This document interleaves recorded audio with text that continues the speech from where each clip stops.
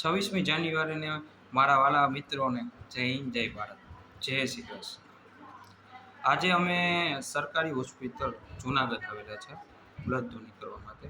આજે મને ઉમળકો જડ્યો કે જ્યારે એક સમયે મારા મમ્મીનું બ્લડ ઘટ્યું હતું ત્યારે સરકારી દવાખાનામાં 2 બોટલ પહેલાં ફ્રી ઓફમાં આપે અને જે ત્રીજી બોટલ જોઈએ ત્યારે 1 બોટલ તમારે જમા કરાવવી પડે.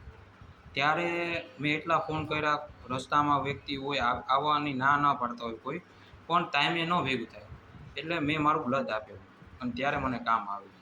તો મેં વિચાર્યું કે આવી રીતે જો હું હેરાન થતો હોય તો એવી રીતે બીજો કોઈ વ્યક્તિ આવી રીતે હેરાન થતો હોય છે. શું કામ પોતે વિચારે કે હું જો બ્લડ દઈ દઈ તો અત્યારે જે લેતી દેતી કરવાની, જે પણ કામ કરવાનું, ડૉક્ટર પાસે આવું રિપોર્ટ કરાવવાનું છે વિચારે, પણ આવી રીતે કોઈ કામ આવી જાય તો તમે એના માટે ભગવાન સાબિત થઈ જાઓ. અને મને આજે ઉમળકો ચડ્યો એટલે અમે જુનાગઢ આવ્યા. એટલે જુનાગઢ દવાખાનામાં કીધું કે અમારે જેને જરૂરિયાત હોય અત્યારે એને અમારે બ્લડ દેવાનું છે. તો એને કીધું અમારે બી પોઝિટિવ અને બી નેગેટિવની જ જરૂર છે. તો મેં કીધું મારો ઓ પોઝિટિવ છે તો એ કે ઓ પોઝિટિવની ઘણી બધી બોટલો છે અને અત્યારે તમે જો ડોનેટ કરશો તો એ એક્સપાયર થઈ જાય એટલે તમારે અત્યારે જરૂરિયાત નથી. કંઈ વાંધો નહીં. પણ મારી સાથે અત્યારે ભીખુભાઈ કરી વ્યક્તિ છે, એને ઉમળકો ચડ્યો કે મારી પાસે બી પોઝિટિવ બ્લડ છે તો મારે ડોનેટ કરવું છે. તો અત્યારે 2 વ્યક્તિમાંથી 1 વ્યક્તિને બ્લડ કામ આવી જશે અને બહુ જ મોટું આ દાન છે. આ છે ભીખુભાઈ.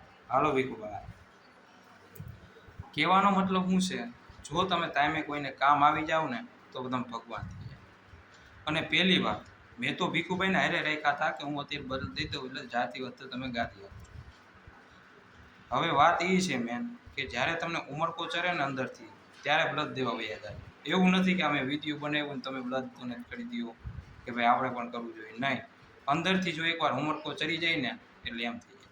અત્યારે ભીખુભાઈને એમ જ થયું કે આ છોકરાને દેવું છે તો અત્યારે એનું કામ નથી તો હું મારું દઈ દઉં, કારણ કે મારું કામ આવે એમ છે.